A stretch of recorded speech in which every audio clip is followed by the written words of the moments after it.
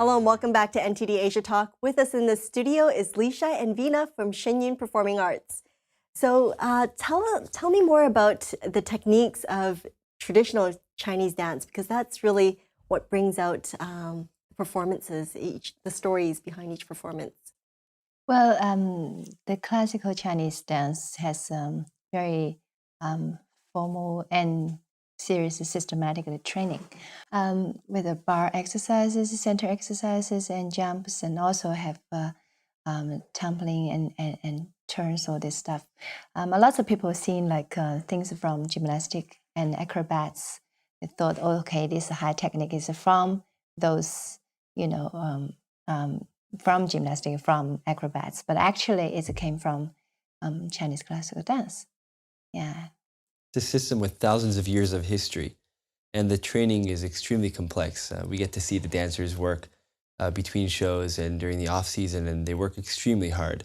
Other than the complete training in the fundamentals of dance, you also have training in really specific body movements and rhythms and postures that are unique to classical Chinese dance. And that's what brings out this kind of flavor, this internal feeling that Vina was talking about. Is something that they train to produce.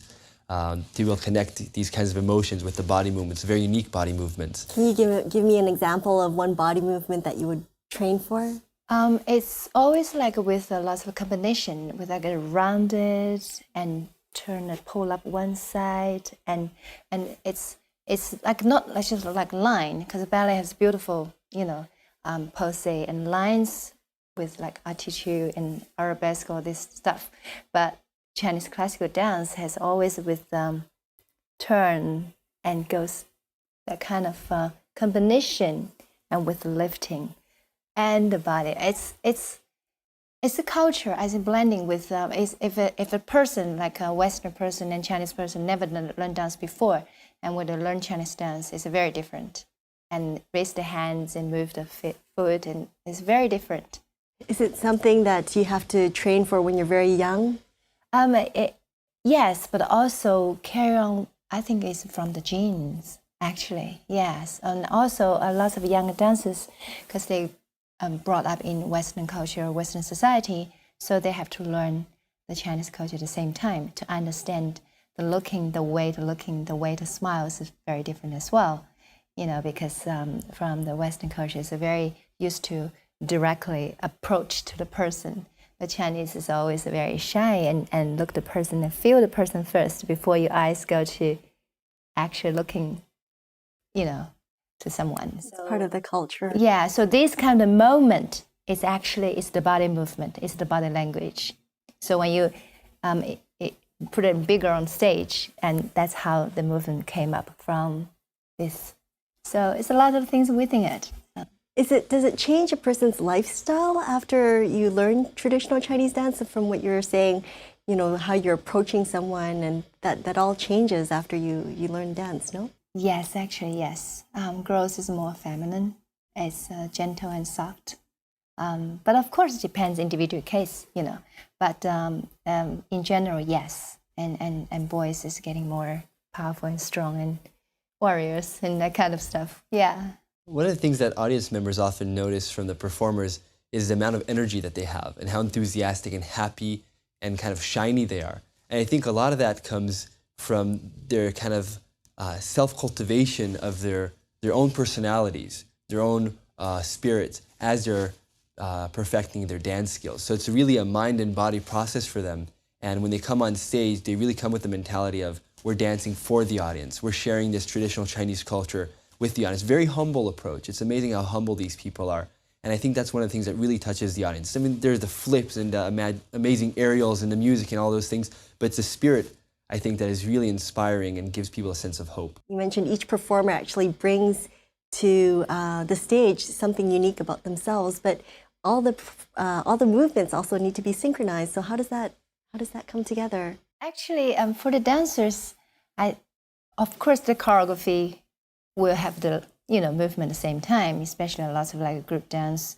But somehow, because everyone sense and feeling the cultures in different levels and different angles, so the girls on stage, that's how I got a lot of feedback as well from the audience to say they smile differently.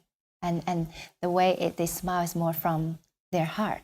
They can, touching people's heart, because everyone, say for instance, if you sense the smell of the flower, everyone's different, the reaction is different. So that's how our performers, when they smile and they feel, what they're going to present is differently. So we don't have like, say, this is the kind of smile. So everyone has different expression. But meanwhile, they dance together. So it's a very, it is very unique compared to most of the, shows we've been seeing before. And this is kind of like they dance together, but at the same time, you can tell the individual dancers bring something different on stage. It's very unique. We have actually 3 companies that tour around the world at the same time. And so it's very rare for the same company to be at the same city 2 years in a row. So if you come to the show year after year, you get to see different dancers who bring their own personalities, their own set of skills. And it's a very different show. The whole show is actually different each year. When you go to the different cities, is the response different when you have the different companies go? Well, it's really an adventure wherever we go, because we go to different theaters and we work with different crews there, and we have a different audience, and sometimes we have to deal with different languages. So we will always have somebody, one of the 2 MCs will speak the local language.